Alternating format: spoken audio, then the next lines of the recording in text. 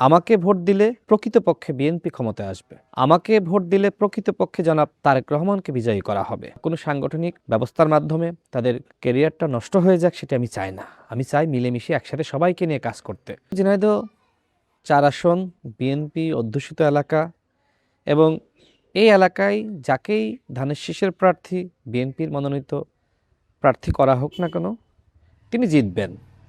আমি আমার জয়ের ব্যাপারে শতভাগ আশাবাদী।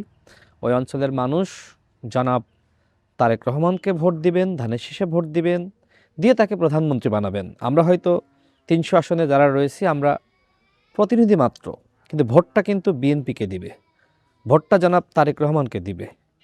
আমাকে ভোট দিলে প্রকৃতপক্ষে বিএনপি ক্ষমতায় আসবে।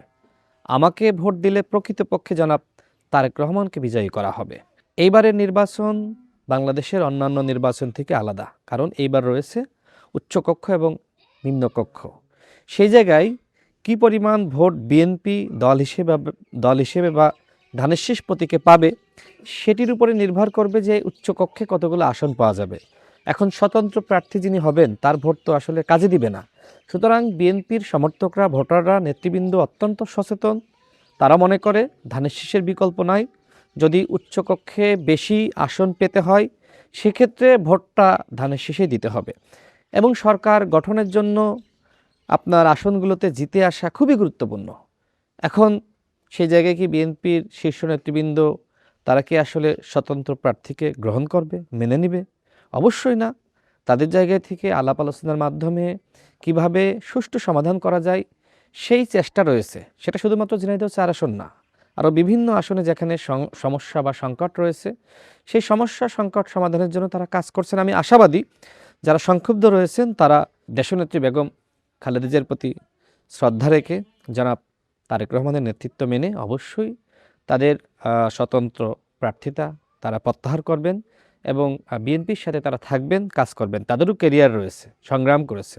সুতরাং কোনো সাংগঠনিক ব্যবস্থার মাধ্যমে তাদের ক্যারিয়ারটা নষ্ট হয়ে যাক সেটা আমি চাই না। আমি চাই মিলেমিশে একসাথে সবাইকে নিয়ে কাজ করতে।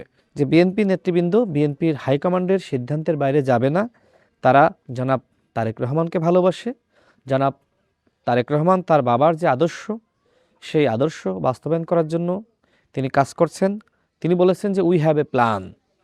সেই পরিকল্পনা বাস্তবায়ন করার জন্য আমি রাশেদ খান তারেক রহমানের একজন সারথি হিসেবে কাজ করার সিদ্ধান্ত গ্রহণ করেছি।